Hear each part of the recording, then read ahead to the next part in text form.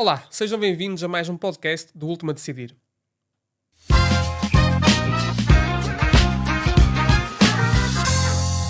Hoje recebemos José Carlos Pereira, uma referência na área das vendas e do desenvolvimento de negócios.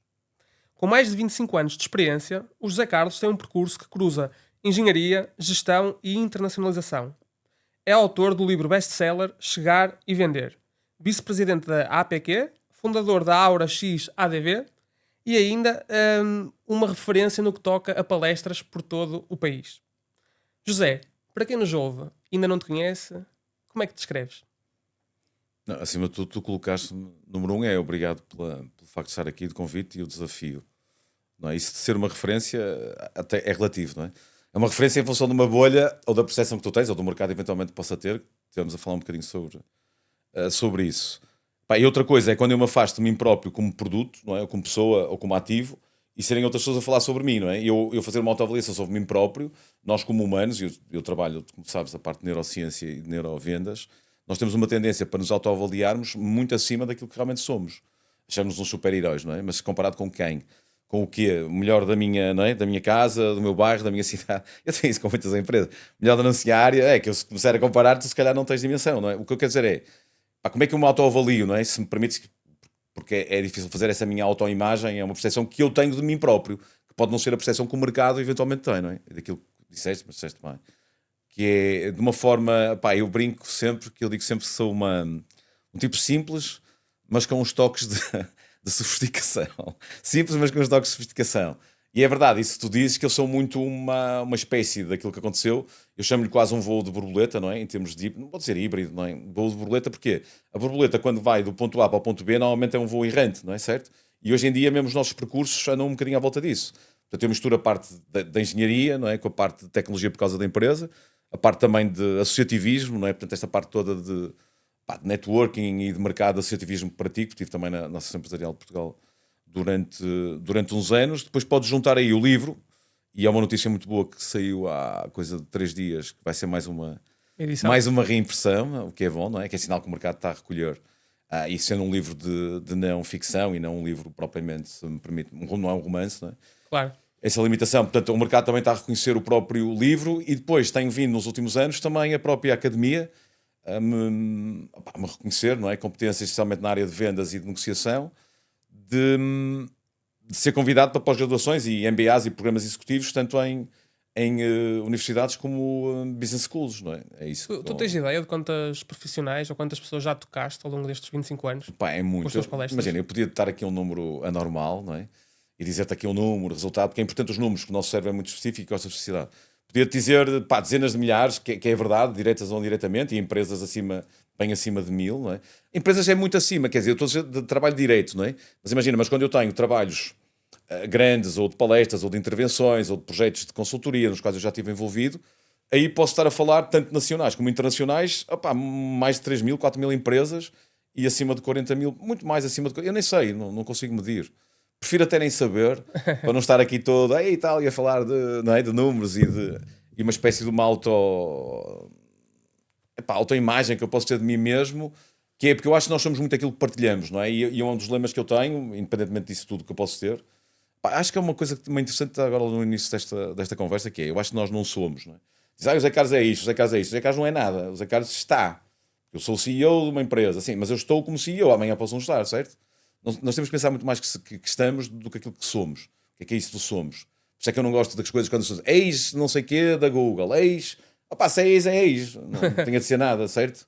Estão a ver, é isso. As pessoas olharem muito para o passado. Eu estou muito direcionado para o que estou a fazer hoje, não é? E o que estou a semear hoje, para o que vai acontecer amanhã num diferentes áreas e coisas que, entretanto, estou a emagrecer aqui, estou a engordar ali, não é? Portanto, mas consigo ver isso de uma forma estratégica, tanto de mercados nacionais, neste caso nacional, como de mercados internacionais, porque sempre foi a minha área. Mesmo na área internacional, se me permites, na área internacional não deve haver, isto não é quase fazer um autoelogio, senão depois isso pode ser encarado como falta de humildade. Veja, a fronteira entre humildade ou arrogância e confiança é muito ténue. Muito pequenina. Muito ténue. Às vezes nós confundimos, mas e a falsa humildade ainda é pior que a própria humildade. Ok, mas falta humildade. E já agora, se me permitem, uma coisa qualquer. Mas imaginem, na área internacional, por exemplo, a área internacional tem diferentes caminhos. Eu também tenho de dar aulas sobre isso e trabalho com empresas sobre a parte internacional e de novos mercados. E tem a ver convosco também. Tem a ver, há incentivos da vossa área que estão relacionados com a internacionalização da empresa. Não é? E há três vertentes, não é? Exportação indireta, depois há investimento direto estrangeiro, e depois há outra coisa que se chama BOT, Build, Operate and Transfer. Estas são as 4 vertentes da internacionalização. E eu já estive, ou tenho experiência, e estou em todas. Não é? Portanto, eu já tive a parte toda de ajudar empresas em diferentes mercados.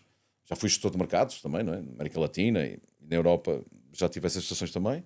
Depois eu tenho a parte de investimento direto agora com a AuraX, não é? A EDV, tem a parte de investimento português direto estrangeiro, não é? Numa ótica de um desenvolvimento de uma empresa na área tecnológica.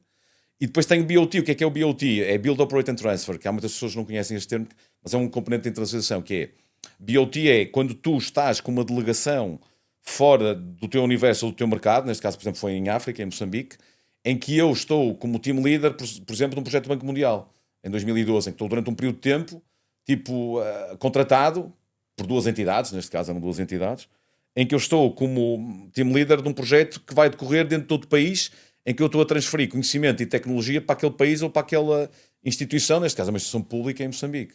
E o que é que te levou a chegar a essa posição de liderança? Pá, isso foi... Eu acho que a liderança é muito reconhecimento, não é? Que é alguém que... Imagina, uma coisa... Isso tem a ver até com networking e com... Falamos aqui, não é? De audiência e de mercado e... Networking não é o número de pessoas que eu conheço, não é o número de pessoas que me reconhecem, que é completamente distinto. Não é? Eu posso conhecer muitas pessoas e não ser reconhecido. Claro. Reconhecimento é alguém que, entretanto, em função do valor, vai ser sempre um trade-off, não é? Entre aquilo que eu entrego, aquilo que partilho e aquilo que, entretanto, o mercado depois, como transação, também me reconhece comigo. Mas é a percepção de valor que o mercado tem e depois um track record de resultados que permitem ter este tipo de visibilidade, em que nós, em função das nossas especialidades, podemos eventualmente ser considerados top of mind relativamente àquele mercado. O maior objetivo de cada um de nós, não é? Imagina que é de uma conversa, uma sessão qualquer que teve, pode ser de trabalho, pode ser pessoal, é as pessoas não ficarem, entre aspas, podem até não gostar de ti, mas não ficarem indiferentes. Indiferentes no sentido de deixares uma marca. Tipo, deixou uma marca, a pessoa não ficou indiferente, houve ali alguma coisa que disse, alguma coisa que pensou, alguma coisa que ajudou, e depois acho que é genuinamente partilhar e ser um giver, não é? Muito mais um giver do que um taker, de estar, que é um dos meus objetivos, um dos meus objetivos maiores é ajudar um conjunto de pessoas a atingirem os seus objetivos. Porque eu sei que se atingir, não é? Se eu fizer a outras pessoas atingir os seus objetivos, tem caminhos, operações, processos, empresas. Atinges o teu. Eu indiretamente atingo os meus também. Eu acredito profundamente nisso. O que é que te levou a chegar a esta área das vendas? Porque tu não começaste por aqui. Não, estive na indústria. E como é que é descobrir isto? Durante anos. Isso é outra coisa. Eu sou conhecido às vezes no meio, como ainda ontem estava a falar sobre isso em Leiria. Imagina, em Leiria, numa palestra, e depois estava uma pessoa que começou a ler o livro e disse: está aqui Antiguru. Né? Eu gosto de me auto-intitular, é o que é, de Antiguru. Antiguru porque não acredito em fórmulas mágicas, não é? E hoje em dia vivemos de vitrines digitais e de fórmulas mágicas. Eu não acredito na fórmula de sucesso, que a malta é tudo o que está na cabeça. A fórmula de sucesso, não há fórmula nenhuma de sucesso, há a fórmula de um insucesso. Eu não aprendi nada no sucesso, eu só baixei a guarda, só me senti mais confortável, acho que sou maior, as minhas equipas atingem resultados. Portanto, nós aprendemos muito é no insucesso, naquilo que ainda correu mal e temos que corrigir. Quando estamos cá em cima e está tudo a correr bem, nós baixamos a guarda. Não é? Portanto, eu tenho esse lema, não é? Também a equipa que ganha não se mexe. É exatamente ao contrário, a equipa que ganha mexe-se.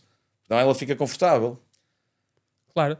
Mas onde é que ficou? E esse reconhecimento das vendas era por aí que eu ia começar por causa do propósito. Imagina, a falta fala, precisa haver um propósito e não sei o quê. Eu acho que é uma treta também, é mais uma treta. Para mim. Consideras isso? Certo? Não és tu que tens ido a buscar o propósito. O propósito é que em algum momento na tua vida se cruza contigo. E quando ele se cruza contigo, tu agarra-lo. Agarra-lo porque estás a sentir, evidentemente, não é? Numa situação que é isto. E como é que tu, certo? Porque se tu andas, imagina, se tu andas incessantemente atrás de uma coisa, ela tem tendência para se afastar de ti. Isto nas vendas tem a ver com isso, não é? O nosso valor percepcionado está muito relacionado com o facto de escassez ou de afastamento. Imagina, tu não dás valor àquilo que não tem preço. Não é? E quanto mais afastado tu estiveres do teu próprio produto, ou o produto tiver, mais escassez, limitação provoca, não é? E tu mais desejas, então pode ser... Nós não andamos atrás daquilo que está todos os dias permanente connosco, não é? Claro. Por isso é que em todo lado, mesmo nas relações, nas equipas, é preciso dosear. É preciso dosear isto. Bem, o que aconteceu foi é um episódio na minha vida, não é? Eu estava como gestor de mercado. Era trabalhador por conta do trem. na Associação Empresarial de Portugal, tinha os mercados da América Latina, na altura, 2007, e depois tive um desafio muito grande na área da indústria metalomecânica, um desafio muito grande para tomar conta de um projeto, que era uma nova unidade de negócio que essa empresa ia abrir em 2008. O que acontece? Isso não vai para a frente, não é? Zé Carlos, mas não te preocupes que vamos arranjar outra coisa para ti. Eu despeço-me do sítio onde estava e depois senti-me sem nada. Eu disse, não, agora, como é que é? Fiquei ali 6 meses, mas com pouca atração.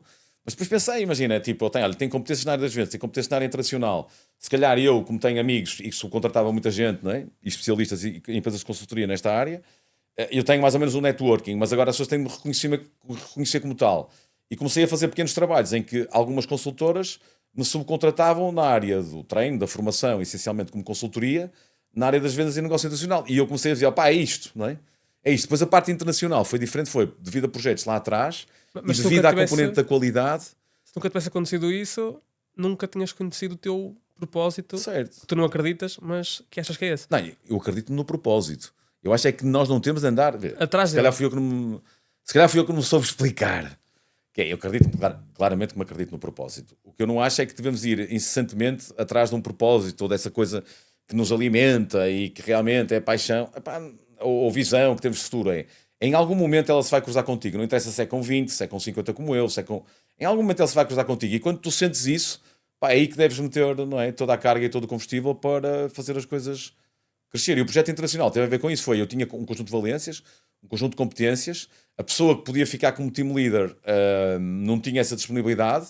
Nós mexemos o preço, que era um projeto que tinha orçamentos elevados do Banco Mundial. Nós baixamos o preço e eu, imagina, como tinha essas competências e podia ficar, não é ficar 10 meses, mas estar 3 meses deslocado em 3 fases, neste caso em Moçambique, Maputo, e eu subi de número 2 para número 1 nesse projeto. E mudamos um bocadinho o preço e a entidade, na altura lá local, também aceitou. Sim. Ok.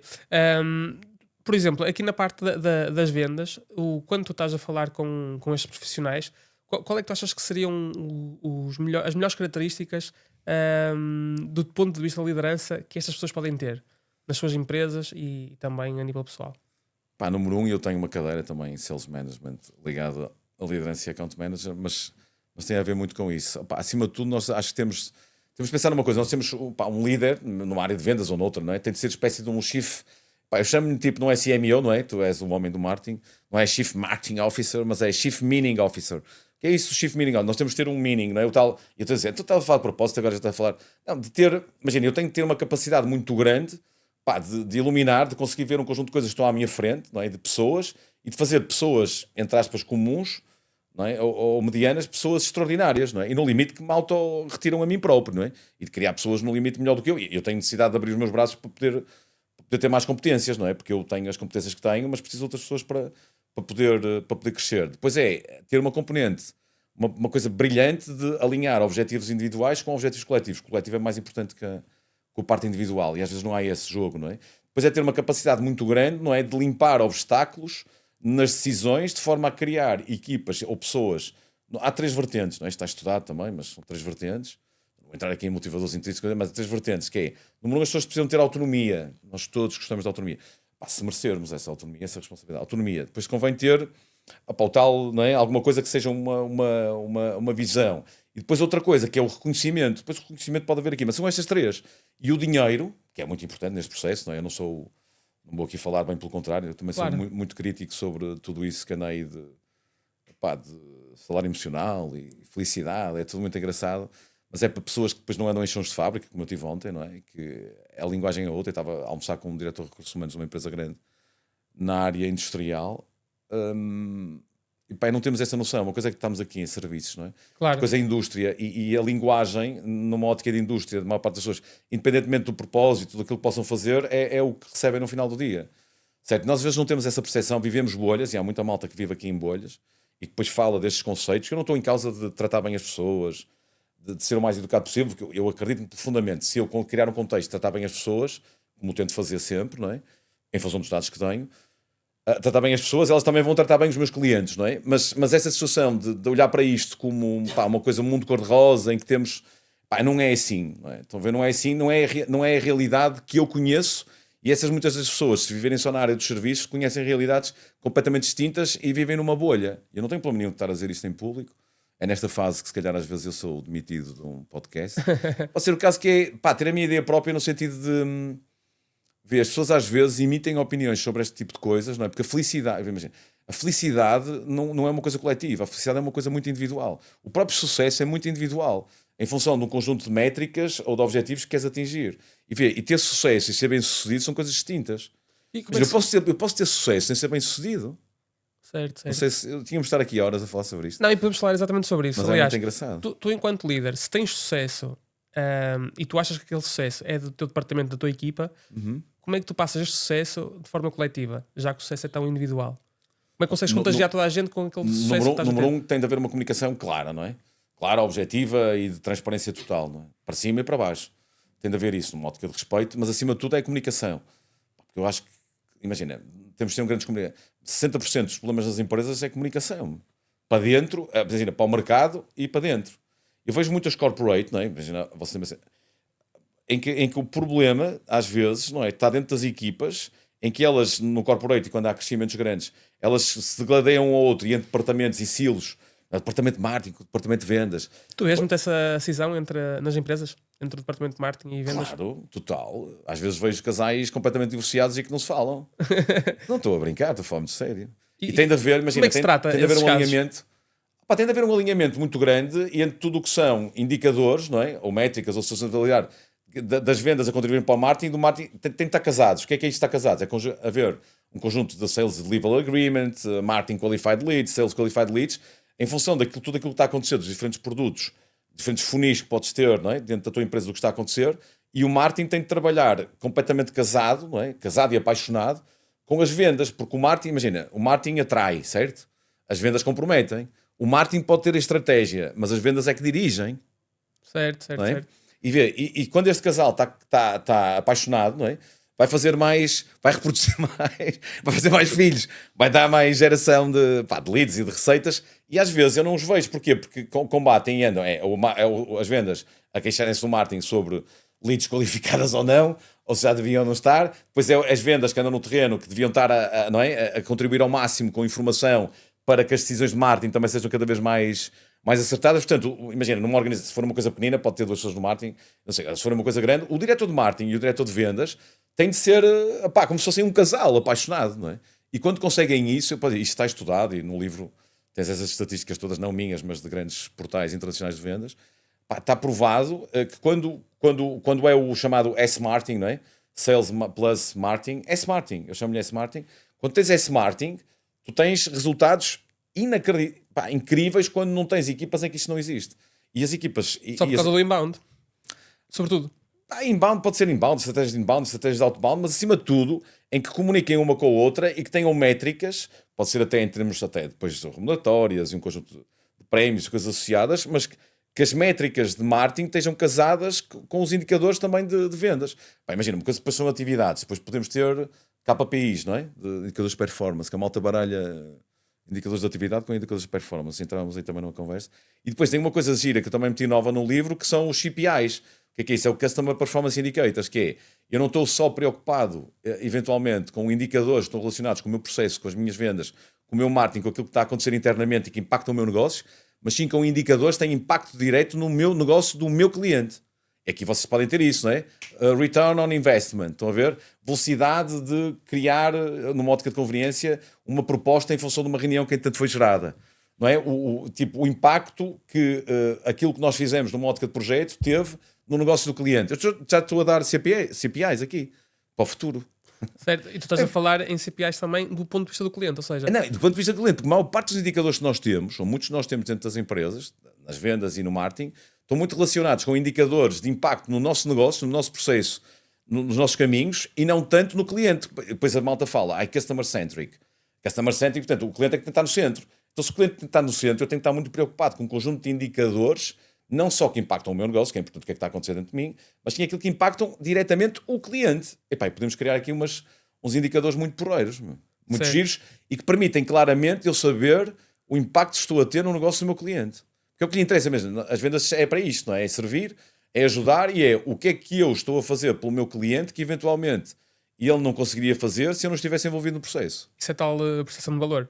Mas olha, José, se me permites recentrar só aqui a conversa num tema que lá atrás Que eu às tocamos. vezes fujo dos temas. Não, sem Controla-me. problema. Não, mas Domestica-me, se me permite, sim. há pouco estávamos a falar que no chão de fábrica a percepção é diferente. Eu tendo a concordar com isso, ou seja, sobretudo os trabalhadores de conhecimento falam muitas vezes em termos como o work-life balance e... Eu sou anti isso também. Pronto, Eu sou qual é a tua opinião sobre isso? Work-life balance, eu já escrevi sobre isso. Opá, imagina, o work-life balance para mim não existe. Existe a work-life integration, que é completamente diferente. Porque imagina, eu posso estar... Mesmo no caso de trabalhadores que não sejam do conhecimento? Sim. Imagina, eu posso estar, mesmo numa linha, não é? Eu posso estar e ter o telefone, alguma coisa qualquer, porque tenho um stress com um filho meu, coisa qualquer. E naquele momento tive de tratar, ou peço alguém, ou operador... Pá, tudo isto, mesmo na área de conhecimento, que é, eu posso estar no trabalho, a retirar imenso prazer do meu trabalho, daquilo que faço, que retiro para a minha vida pessoal, e pode haver momentos dentro do meu trabalho que eu fiz, ou mini breaks, ou qualquer coisa do género, para tratar da minha vida pessoal, como posso estar, estávamos a falar de fim de semana, não é? Que eu vou ter agora com os meus filhos, neste fim de semana, em que eu sei que tenho 4, 6 horas na minha cabeça, numa ótica de planeamento, em que eu vou estar focado a fazer 2 ou 3 coisas que estão em atraso, 2 ou 3 propostas, fazer 2 ou 3 briefings que tenho com 3 pessoas das quais tenho de ter esse conhecimento em termos de equipa e que eu prometi-lhes que ia fazer hoje, sexta-feira. Exemplo prático, não é? Hoje, sexta-feira, já não vou fazer hoje, já vou ter de mandar um WhatsApp. Só vai sair amanhã. Estão a ver? E dizer, mas no fim de semana eu devia estar. Sim, mas equilibrar isto, não é? Equilibrar isto que é, eu não consigo seccionar, eu sou só um. É o work-life balance. Eu agora entrei no trabalho. Agora os problemas agora que eu tenho em casa ficam... é claro que é óbvio que o importante era isso. Mas eu não posso me desligar como humano, não é? Nós somos humanos. Mas para a maioria das pessoas que trabalham 40 horas por semana e que são pagas no final do mês para o fazer, como é que tu consegues justificar esse conceito de work-life integration? Ou seja, como é que consegues pedir... eu sei que isto tende a ir para um lado e para o outro. Não é? Se nós tivermos que ir ao médico, eu posso estar a defender esta minha posição, posso estar a defender outra posição e eu tolero, compreendo, deixa-me a defender a mim. Não, eu também acredito muito que... Eu acho que é impossível seccionar, não é? Estás a ver? Eu acho que é impossível, porque, ou seja, trabalhadores de conhecimento que trabalham muitas vezes também a partir de casa, é impossível tu dissociares o teu home office da tua casa. Ou seja, se trabalhas em casa, e também sei que o teletrabalho não é casa-trabalho, porque teletrabalho podes trabalhar a partir de qualquer lado. Aqui a questão é que esta questão do work-life balance tem sido um conceito muito defendido nos últimos tempos. Conceito com o qual eu também não acredito muito, mas gostaria de ouvir a tua opinião sobre isso. Tenho dificuldade em... Imagina, isso dizer, eu tenho dificuldade em balancear. Não estou a dizer que isto é importante no modo de pensarmos nesse balanceamento, não é? E do impacto que cada um entanto tem. Mas eu, como estava a dizer, que eu acho que está tudo integrado, não é? Eu só sou uma pessoa. Eu não sou uma pessoa no trabalho e não sou outra pessoa. Não, como profissional é isto. Como a vida é isso. Não, eu acho que só somos unos nisto. Depois podemos ter diferentes perfis ou diferentes adaptações que entretanto temos em função do contexto. Imagina, o que muda é o contexto. E o contexto é soberano, não é? E imagina, o meu posicionamento, quando estou completamente em família, não é? Eu estou em família, óbvio, não estou a pensar no trabalho, mas se me entrar alguma coisa de urgente, que eu sabia que tinha de tratar aquele momento, ou despachar alguma coisa, ou dar algum tipo de autorização, e é um sábado ou um domingo, eu claramente o faço, não é? Sem problema nenhum. O que eu estou a dizer é que temos de ter essa capacidade que é de não deixar que o trabalho, mesmo no meu lazer, impacta a minha vida, mas estar eu no controlo. Portanto, o work-life balance no sentido... E eu é que estou no controlo. Certo, mas imagina... Em função dos deadlines que eu tenho, não é? Eu percebo isso e compreendo isso. A questão é como é que se passa este novo conceito, porque esse é um conceito de futuro, o work-life integration. Nunca tinha ouvido dessa forma, mas percebo o conceito. Como é que se passa isto para o futuro, tendo em consideração que neste momento que vivemos atualmente, as pessoas são pagas consoante o número de horas que trabalham naquele mês. Eu acho que não somos pagos em função do número de horas. Eu acho que nós somos... Não, senão éramos todos táxis, não é? Certo? Carregava num botão, olha, fazer uma hora. Tu és pago em função do valor que entregas à hora, ou do valor que entregas ao dia, ou do valor que entregas ao mês ou ao ano. Imagina, e numa ótica da percepção, porque imagina, quer dizer, eu tenho uma relação laboral com alguém, não é? E eu estou preocupado. No valor que ela me entrega, em função de um conjunto de resultados que eu, entretanto, desejo para ela, e quero para ela, e que ela, entretanto, está a cumprir. Ela entrega-me valor, e eu pago-lhe algo monetário associado a esse valor em função de uma transação que estou a fazer com ela. E tudo na nossa vida são transações. Às vezes podemos pensar que não. Mas tudo, em termos biológicos, está explicado, mas tudo são transações. Pode não envolver dinheiro, pode só envolver tempo, não é? Eu posso fazer um trading de tempo por dinheiro. Depois é assim, o dinheiro vem e bem. Não? A única situação que é escassa e que a cada minuto está a desaparecer é o nosso tempo, não é o nosso dinheiro, não é? Eu posso criar e perder, não é? O tempo não o crio. Nós não temos, quando fazemos aniversários, não é? Temos a tendência... Tem a ver com o work-life integration, não é? Número um, temos também de ter uma componente muito grande que somos finitos, não é? Que somos seres sensíveis, muito frágeis. Finitos, às vezes não temos essa ideia. Acho que eu gosto muito da filosofia estoica. Alguém meteu uma semente, não é? Que somos eternos, não somos nada. Depois depende da maturidade e da idade que, entretanto, também. Da idade que temos, não é? Eu tenho a percepção, quando nós fazemos anos, ou temos o nosso aniversário, nós temos. Parabéns por mais um ano. É parabéns por menos um ano. Porque somos finitos, não é? Nós somos os únicos animais, e somos racionais por causa disso também, não é? Que temos uma percepção que temos um tempo de vida. Não sei se já pensaste nisto a sério. Já pensei nisso também. Somos os únicos animais, temos uma percepção que temos tempo de vida, mas achamos-nos eternos. Alguém plantou uma semente, diz, não vais viver para sempre. Não, é sempre menos mal. Quer dizer, também não é para ser intenso e para fazer asneiras, não é isso que é. Quando a malta diz assim, eu gosto destes ditados, eu sou anti-desfazer ditados, não é? Mas não te sentes aproveita mais... tudo, porque só se vive. Mas isto tem a ver com o work-life. Só se vive uma vez. Eu brinco sempre, só se vive uma vez. Não. Vives todos os dias, só morres é uma vez. Portanto, vive. Não te sentes... Estás a ver inverter ditados, sim, não é? Sim. Eu gosto muito disso. Não te sentes mais eterno depois da publicação do livro? Eu acho que há uma coisa muito importante também. Isso é super. Acho que foi uma pergunta inteligente que é. Acho que há uma coisa que é, e tem a ver com a minha forma de estar também na vida. É no sentido depois de eu desaparecer, não é? Ou alguém olhar para mim, pode ser filhos, ou amigos, ou outras pessoas, e saber que eu deixei algum tipo de marca, algum tipo de legacy, não é? De legado, e que deixei marca e ajudei um conjunto significativo de pessoas a atingir os seus objetivos, não é? Isso é liderança, meu. É fazer com que haja pessoa. Eu uso uma expressão que é lead from the back and let the others think they are in front, que é está nas traseiras, meu, e deixa as pessoas, dá-lhes autonomia, dá-lhes com responsabilidade, e deixas elas estarem na frente, não é? Eu só tenho de fazer aqui alinhamentos, não é? Entre o objetivo individual, mas é eu sair daqui e saber que depois de sair, não é? Porque eu sei que não sou eterno, ainda bem. Imagina, e não tem problema nenhum, que é o maior mito que nós podemos entrar aqui em filosofia, se quiseres, mas que é o maior mito, eu gosto muito de filosofia, mas o maior mito que nós temos é que somos eternos, e depois o maior mito não é, que nós temos é que pensamos que nós somos super finitos, temos de pensar o que é que vamos deixar aqui depois de sairmos, o que é que ficou, não é? O que é que esse legado, que pessoas é que marcaste, não é? Pensas muito nisso? Penso, até nas minhas decisões, meu. Até nas decisões que tenho que tomar, que às vezes, imagina, a vida de quem empreende, quem tem equipas, não sei o que, às vezes é muito solitária. As pessoas têm de tomar, tu às vezes tens de tomar decisões muito sozinho.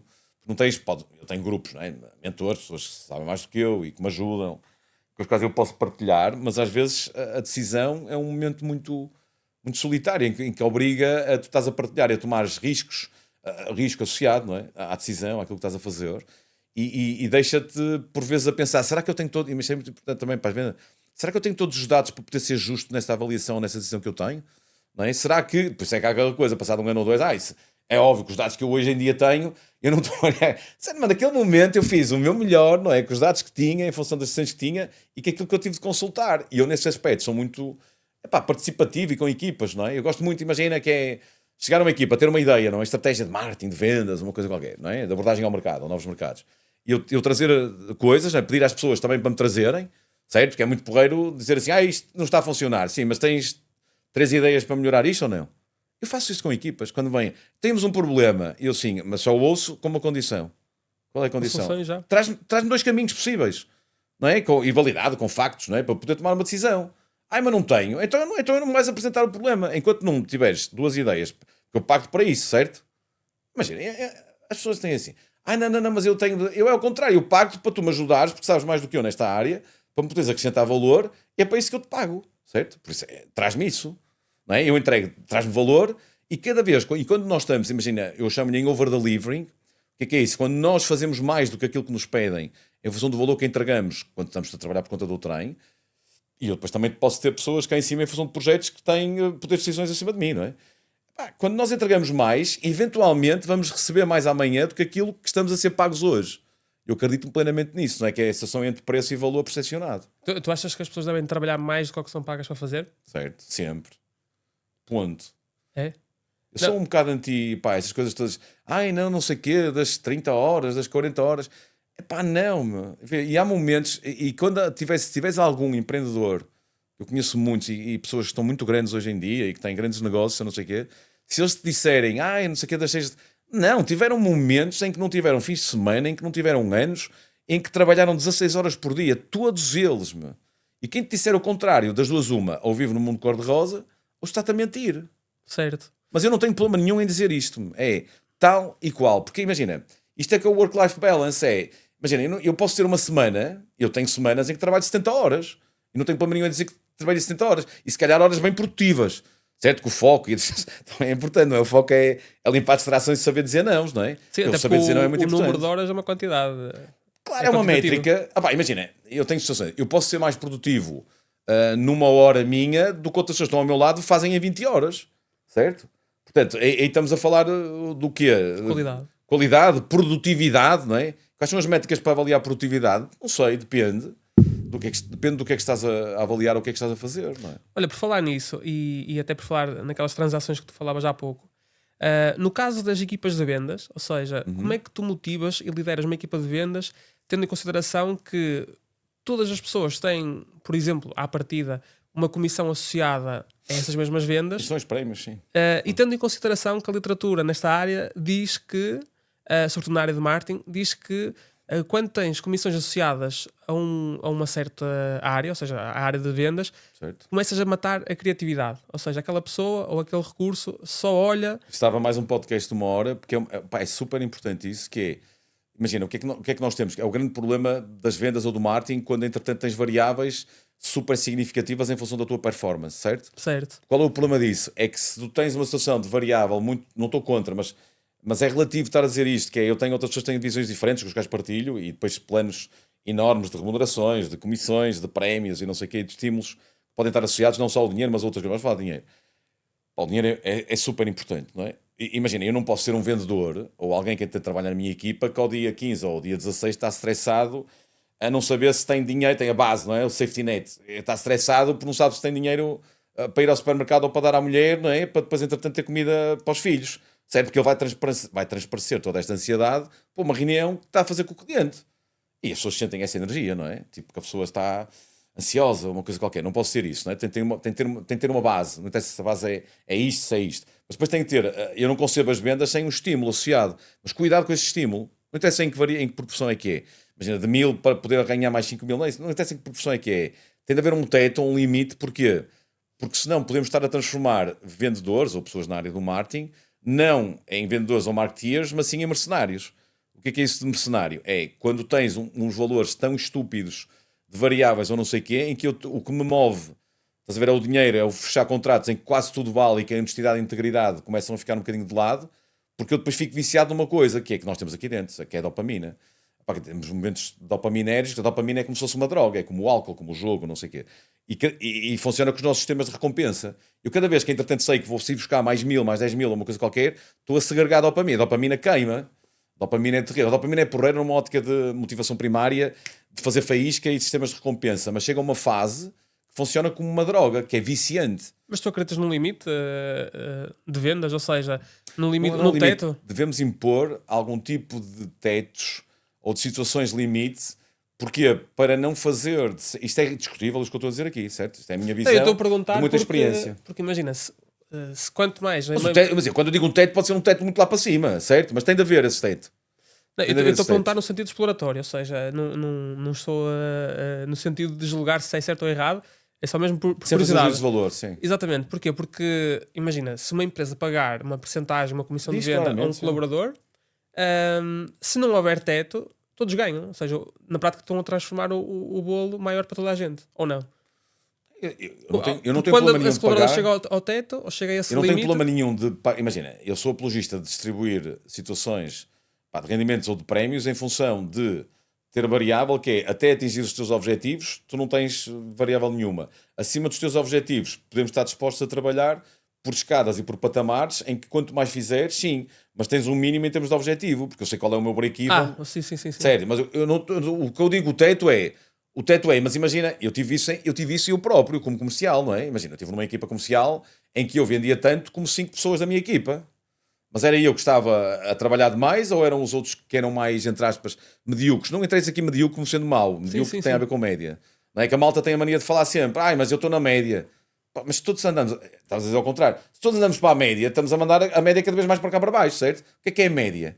Tu eras um outlier. Não sei se era um outlier, mas também depois criava inveja, não é? E depois o que é que era? Depois, entretanto, havia a parte remuneratória. E eu ia buscar, não é? Prémios grandalhões. Imagina, 10 vezes mais ou 15 vezes mais que as outras pessoas. E as outras pessoas não verem. E depois era um problema meu. E olha, eu partilhava. E era professor. E dava... Professor no sentido de partilhar tudo, não é? Foi, a minha vida sempre foi... Pá, eu adoro ensinar. Pá, ensinar é das coisas mais bonitas. Imagina, e é quando nós... Porque é que eu gosto de ensinar e gosto também de faculdade e de ter de estudar e não sei o que é. Obriga-me a estudar, obriga-me a estar o mais atento possível. E ensinar é uma coisa tão bonita que é... Eu estou, basicamente... a obrigar-me a estudar e os meus níveis de aprendizagem quando estou a ensinar estão muito cá em cima. Isto é o William Glasser, se quiseres, que é, pá, tem vários níveis de aprendizagem. É uma curva meio polémica dele, que ele era polémico, mas pá, aquilo anda... o ensinar, quando estás a ensinar alguém, os teus níveis de aprendizagem estão em 90, segundo ele, não é? Então, 90 a 95%. Uma conversa que estamos aqui a ter, estamos com níveis de aprendizagem de 20, 25. Quando estás a ensinar alguém, tu podes estar em 95%. E nós somos, imagina, nós mudamos e somos muito aquilo que fazemos. E quando estás a ensinar, tu próprio estás a aprender muito.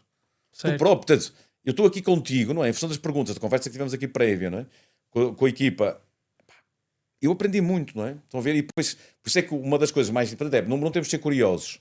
Número um, não temos de ser um top producer ou não sei o quê. Temos de ser o que eu chamo de um fast improver. O que é um fast improver? Está cada vez mais estudado. A fast improver é para aquela pessoa que lê, não é? O contexto e muito rapidamente, amanhã pega em 2 ou 3 coisas, daquelas que aprendeu, o que viu, e está a aplicar amanhã. Certo? Porque a velocidade, eu acho que a direção é mais importante que a velocidade. Mas tem que haver autonomia para essas pessoas. Mas a velocidade conta. Claro, eu disse isso lá atrás. Número 1, a linha A, autonomia. Depois falei de reconhecimento. Mas número 1, o que as pessoas mais procuram é a autonomia. E eu sempre tive, imagina, a sorte, devido ao valor que me percepcionavam, embora com algumas castrações em algumas equipas, quando eu era trabalhador por conta do trem, eu sempre tive a sorte de ter líderes que me empoderaram. Porque tinham a percepção que podiam... Imagina, isso é o fenómeno de qualquer equipa, que é... Pá, eu não quero o teu lugar, eu vou fazer mais, não é? Tu é que falas com a administração e tens não sei o quê, e vais ter, e se tu subires na organização, porque fui eu que contribuí para isso, eu vou subir contigo. Não sei se consegui passar a imagem. Consegui. Não de estar a tirar o teu lugar, mas sim, vamos ganhar os dois, tu vais crescer. E se sabes reconhecer que fui eu que também ajudei nesse processo, não é? Somos todos ajudadores, pá, eu vou subir contigo. Eu sempre tive essa visão, eu sempre fui uma coisa que se chama, que é importante acho neste termo, eu tenho isso desenvolvido, mas é uma coisa é ser empreendedor, outra coisa é ser intraempreendedor. Intraempreendedor, que é os colaboradores, pessoas que eu tenho, que eu mais gosto. São pessoas que são colaboradores que estão do trem, que trabalham comigo, mas que funcionam dentro da minha equipa ou da minha organização como se fossem empreendedores, que pensam no negócio, que trazem ideias novas, que dizem o que é que eu tenho no limite de fazer, enquanto eu estou a pensar, não sei o quê, que trazem, aportam valor, não estão à espera... empreendem, não é? Não estão à espera, estão à espera de alguém que lhes diga, não é? Olha, tens de fazer isto, a tua atividade para a próxima semana é esta. Mas é isso, porque nós temos tendência na delegação, quando somos líderes, de delegar tarefas. Mas para voltar aqui... Não delegues tarefas, delega responsabilidades. Cada vez que tu delegas tarefas, o que é que estás a criar? Tarefeiros. Não, é uma boa analogia. Delega responsabilidades. Responsabilidades com compromisso. É tipo, eu gosto da palavra ame de amar nas equipas de liderança. Estou a tocar bastantes vezes aqui no microfone. Sem problema. Estou agitado. Estão a ver a parte não verbal e comunicação que são as mãos. Eu gosto da ame, que é alinhar, mobilizar e envolver. E comprometer, no limite, as pessoas. Mas aquilo que falávamos há pouco, da parte da comprometer criatividade. é mais que envolver. Não? Certo. Aquilo que falávamos há um bocado, José, da parte da criatividade. Ou seja, estes intraempreendedores que tu falas... tu consegues ver que eles existem mais do lado das vendas ou de tudo o resto. Até porque eu posso ser um intraempreendedor numa linha, num show de fábrica. Mas tu não achas que os prémios relacionados com comissões variáveis matam esta criatividade dos intraempreendedores? Não, acho que até podem ser estímulos. Porque imagina... eu não tenho nada contra, bem pelo contrário, de pessoas ganharem milhões. Não é isso. Não sei se eu fiz explicar. O que eu quero dizer é cuidado, que isso também está estudado, que as situações de mecanismos de recompensa e de dopamina podem queimar, e depois tem-se outras coisas, cortisóis, há aqui muita coisa, não é? E que pode estar a queimar e pode estar a colocar uma situação de criar malta dopaminérgica e não malta numa ótica de competência e de habilidades e estar genuinamente preocupada com o cliente, porque está preocupado com ele, não é? Porque a dopamina é uma droga. Certo. E tem uma relação direta com estímulos e com recompensas e com dinheiro. Certo. Pronto, olha, do outro lado, ou seja, nós aqui estávamos a falar das equipas de vendas, é algo muito importante que é, ao longo dos anos, todas as equipas de vendas têm que aumentar os seus objetivos de ano para ano, certo? Ou seja, Não sei, sei lá. estou a perguntar também, ahm, como é que se motiva as pessoas numa área de vendas a terem uma carreira sempre na área de vendas, se a cada ano, à partida, os seus objetivos comerciais vão sempre aumentar? Eu sei que há inflação pelo meio, mas a inflação, Aham. quando falamos de 2 ou 3%, não quer dizer que sejam 10 ou 20. Eu posso ter inflações anormais e eu não ter compensas que compensam a minha base real, não é? Ou garantia de salário real, não é? Se tiver inflações a 10% e se eu for aumentado em 5%, eu perdi 5% do meu poder real de compra, não é? Perdi dinheiro. Não, eu Agora, pergunto e agora isto. eu vou-te responder, eu vou-te responder é tipo, com uma coisa inteligente, acho eu também, que é, eu não sei agora. Imagina, outra coisa que é importante da liderança é ter a coragem de dizer não sei. Epá, não sei ainda, mas dá-me mais dados para eu poder pensar nisso, não é? Eu acho que, pá, acho ou julgo, não é? Que eu acho que a palavra acho é assim um bocado também, quando nós dizemos eu acho, não é? Tu devias perguntar logo imediatamente, mas achas o quê? Baseado em quê?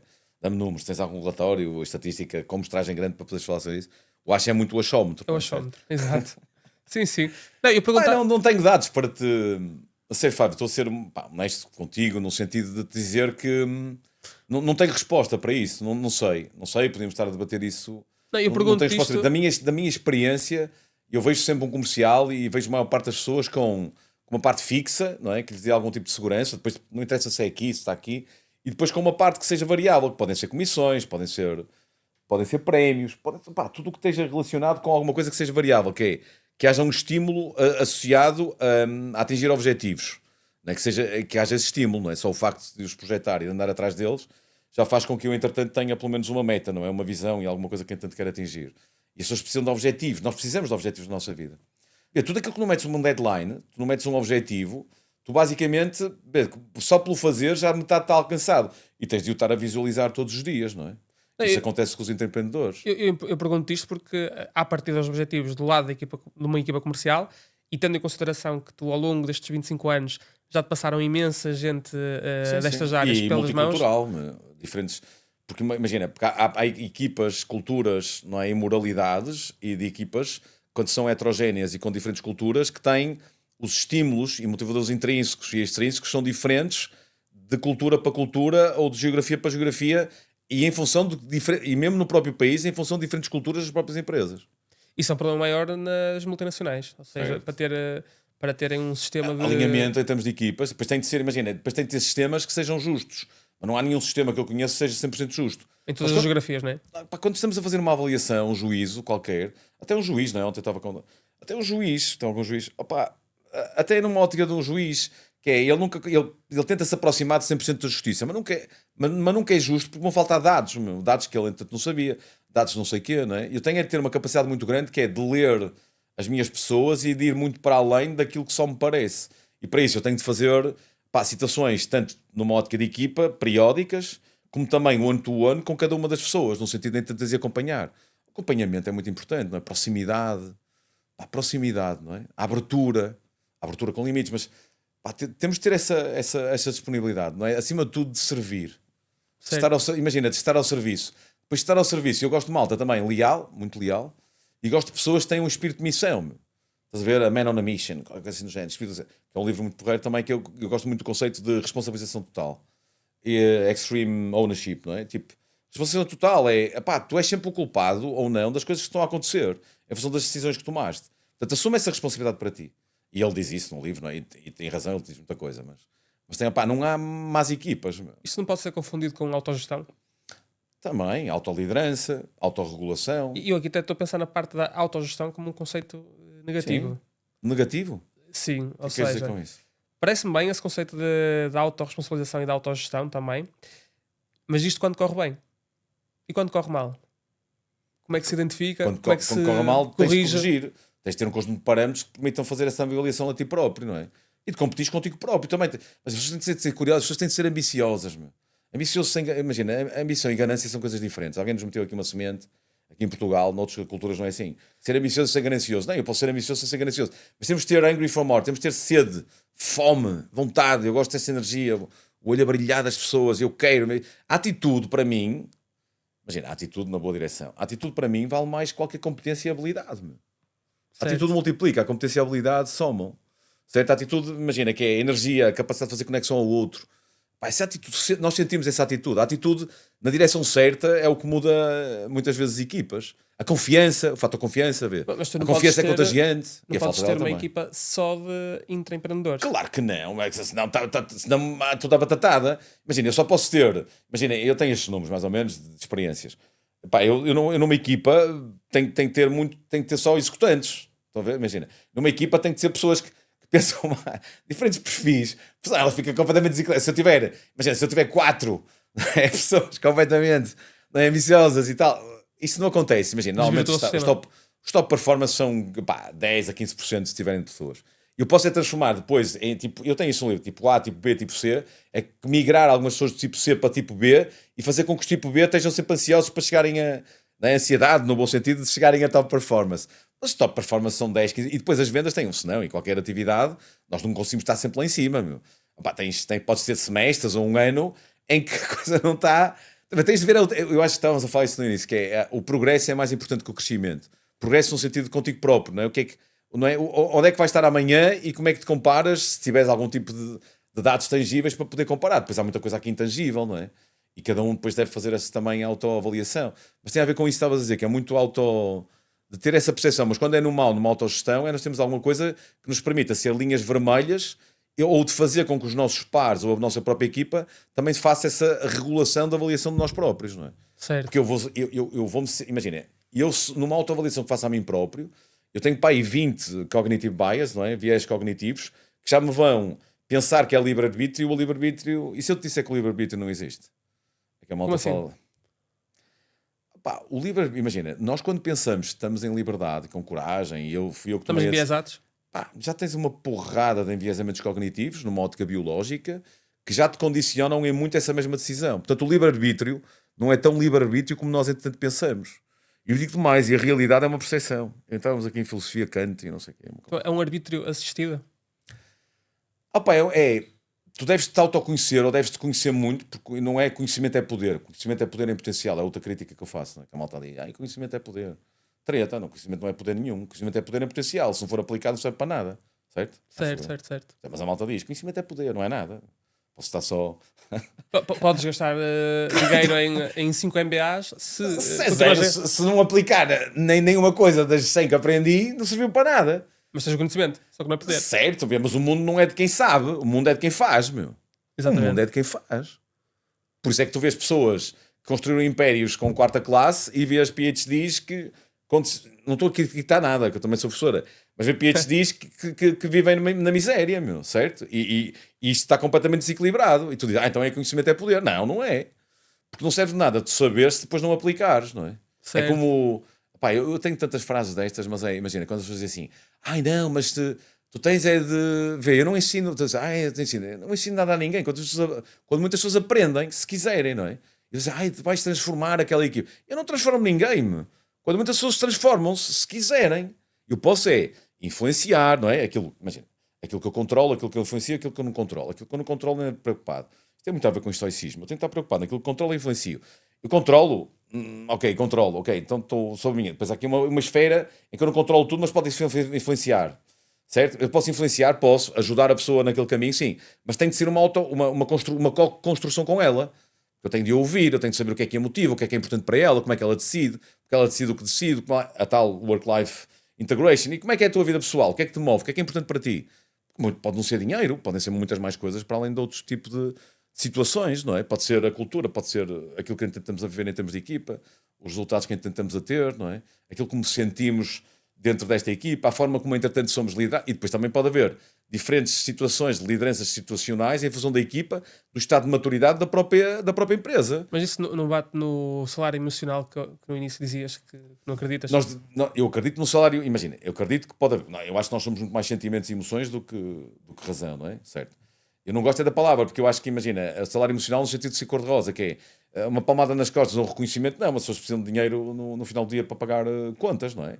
E fazerem as suas transações para aspirarem, não é? Um conjunto de desejos ou de necessidades que querem atingir, não é? Portanto, eu não sou contra, nós temos de dar muita tangibilidade ao salário emocional. Antes do salário emocional vem um bom salário. Só depois é que vamos olhar para a parte emocional. Pá, tu dizes assim, mas eu sou muito feliz, sim, mas é feliz até quando? Não é? Depois, entretanto, não vais ter, quer dizer, isso vai trazer também, não é? O dinheiro. Epá, eu digo tanto, o dinheiro não traz felicidade, eu sei que não, mas a falta de dinheiro, eu garanto profundamente que traz infelicidade. Certo. E o que é que tu achas que no futuro vai ser um desafio para as organizações, tendo em consideração estes estudos todos que têm saído sobre as gerações mais As gerações recentes, agora sim. não conseguirem fixarem-se mais do que 3 4 anos, considerarem não trabalhos, mas Tens projetos? rotatividade muito, não é? Muito Como é que as organizações se podem elevadas. preparar para esse É tipo muito de mais numa desafio? ótica de atração do que numa ótica de retenção, não é? Eu acho que ninguém retém ninguém, não é? Eu não tenho aqui, imagina que eu é da vossa equipa, não tenho aqui, não tenho aqui algemado à empresa, certo? Vou reter. Não, eu posso é criar, vê, eu acho é que posso criar condições numa ótica de equipa que para tu te moveres ou mudares tens de pensar 5 vezes ou mais, porque eu não sei se os benefícios que eu entretanto trago aqui, podem não ser só dinheiro, os benefícios que eu te trago, e de equipa e de cultura da empresa, serão maiores no sítio onde tu tens expectativa de, não é? Embora estas novas gerações gostam de mudança, não é? O tipo de liderança, mas eu acho que, pá, que não é assim tão. Se calhar, eu vou dizer mais, eu acho que esta geração, a muitos níveis e em muitas pessoas que eu entretanto vou conhecendo, e tenho filhos com 20 e 18, neste caso e 15, são mais inteligentes do que eu era quando tinha 18 e 20 anos. Mas porquê? Opa, porque caminham muito mais para situações que estão relacionadas com parte de mais humana e nos libertar para certo tipo de coisas que nos traz aqui à Terra, que não é. Eu acredito profundamente no trabalho, não é? Que até eu posso retirar e retiro muita felicidade do trabalho, daquilo que produzo e daquilo que atinjo com pessoas. Mas eu acho que são mais inteligentes no sentido de estarem a olhar para coisas, não é? Numa ótica de propósito, tal, de visão, de impacto no planeta, mais do que nós propriamente estávamos completamente focados em crenças, não é? De podemos ser mais produtivos, que é. E estas coisas todas, de tecnologia, de automações e de IA, acho que passa muito por isso, que é nos libertar cada vez mais tempo, para poder ainda ter mais tempo com os nossos filhos, mais tempo com a nossa família, mais tempo numa ótica de humana, porque os nossos índices de produtividade para os mesmos situações diante de valor e transação, nós conseguimos mantê-lo com menos horas de disponibilidade porque temos mais apoio, não é? No enquadramento daquilo que então fazemos para nos tornar mais produtivos. Agora, não te consigo dizer a curva e sobre esses estudos eu não tenho dados concretos. Agora, posso dizer uma coisa, daquilo que me vai aparecendo, mas também há aqui muitos mitos aqui pelo meio, que é o nível de compromisso, não é? E de lealdade, o nível de compromisso baixou, o nível de, se calhar, responsabilização também baixou, não é? E a própria cultura? As pessoas mudam com mais facilidade, porque a mobilidade entre empresas e numa ótica de empregabilidade também se calhar aumentou, não é? A parte da geografia não estamos só dependentes, já não é de hoje, não é? Mas não estamos só dependentes do nosso mercado em termos laborais, não é? Há outros mercados que vão para além e que são muito mais atrativos. Nós temos de ser uma empresa numa ótica de branding, não é? De employer branding, há o employee branding, há o employer branding, que é, nós temos de ter uma capacidade muito grande, que eu acho que é, neste momento, não são as empresas que escolhem as pessoas e que as contratam, mas sim as pessoas, é como as marcas, não é? Sim. As marcas também só comunicavam para ali, agora é bidirecional, certo? Certo. As marcas já há 40 anos não tinham retorno. É sim, está bem. E como é que eu respondia? Não tinha crítica, não tinha autocrítica, não tinha redes sociais, não tinha amplificação, não tinha democratização.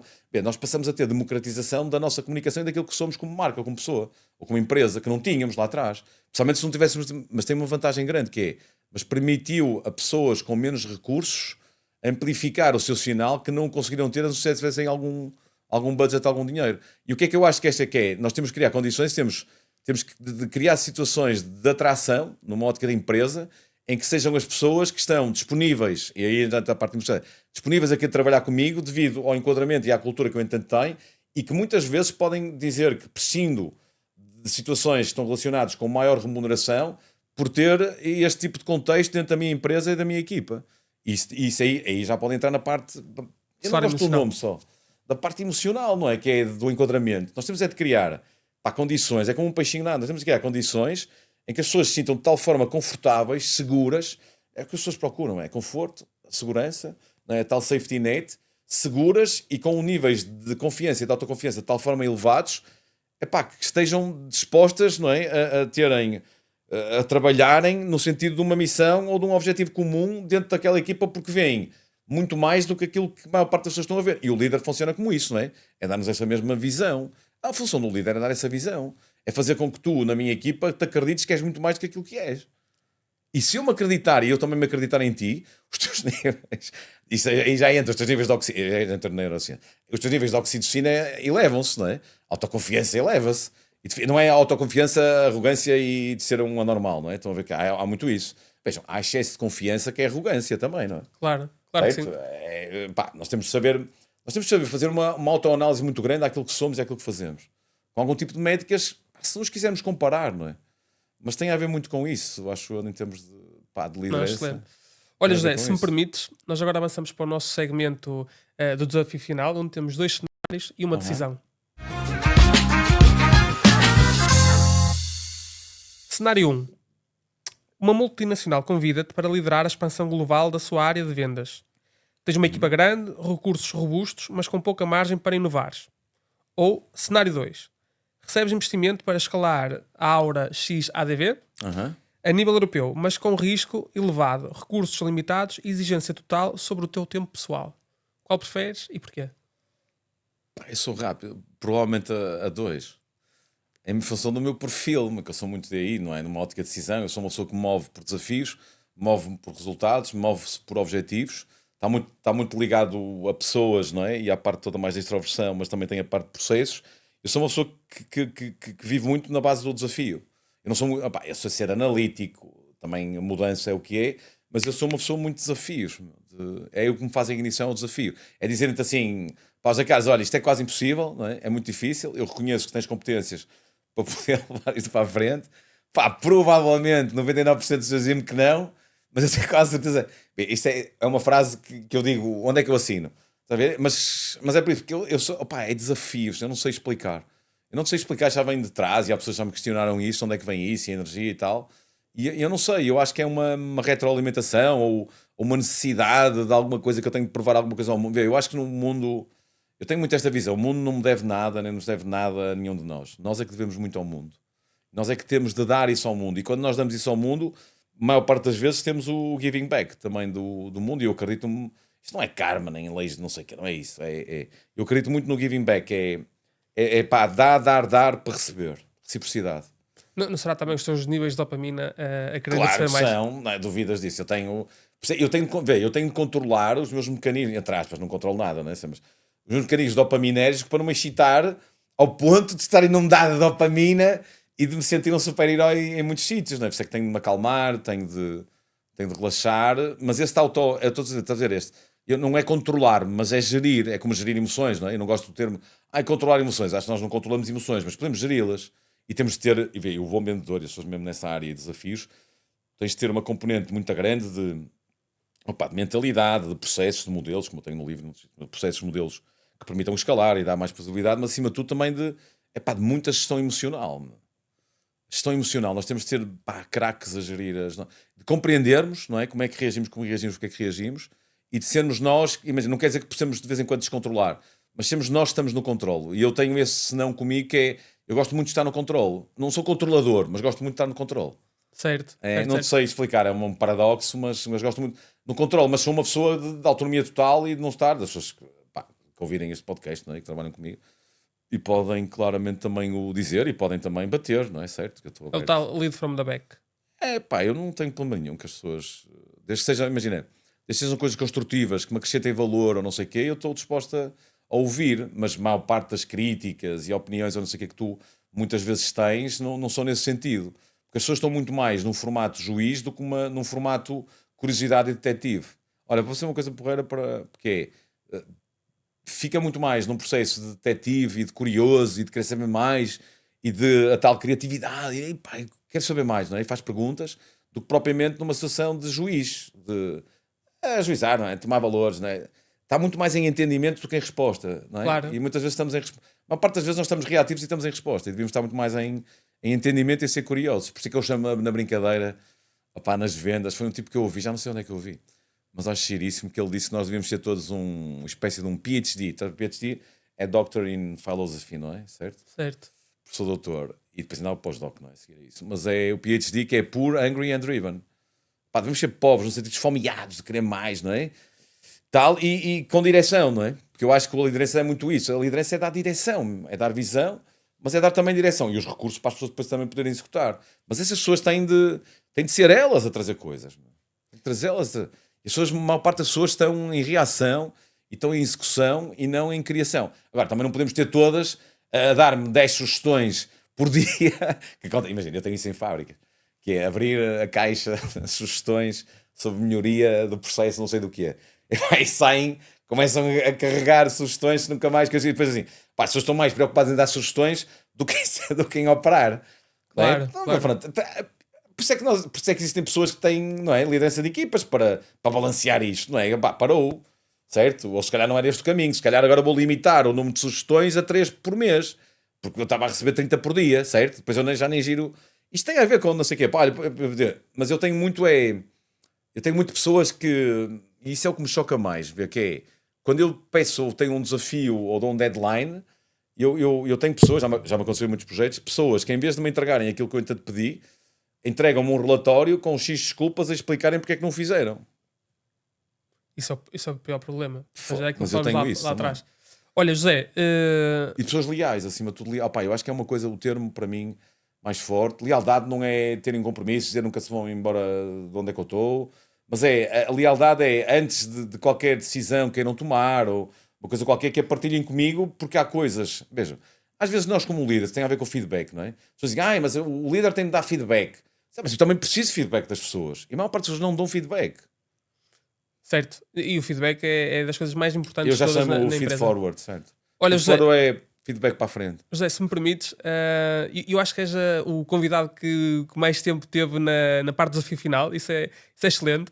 A sério? Bom. Aliás, acho que devíamos fazer este podcast em 2 partes, porque realmente teríamos aqui pano para mangas, como se costuma dizer. Aham. Mas temos que nos despedir, até porque já chegamos aqui ao final do nosso tempo. Gostei muito de Obrigado. falar contigo. Espero que possas regressar cá para uma segunda parte, eventualmente, porque acho que seria muito Fazemos produtivo. um upgrade. Um upgrade a este episódio. Oh, Exatamente. a versão 2. Versão 2 com o José Carlos Pereira. Turbinada. E obrigado pela tua presença. Aos Obrigado, nossos ouvintes, muito obrigado por terem assistido a mais um episódio do Último a Decidir. No próximo vamos com certeza falar mais com líderes que nos vão explicar como é que vão buscar a sua fonte de dopamina. Obrigado.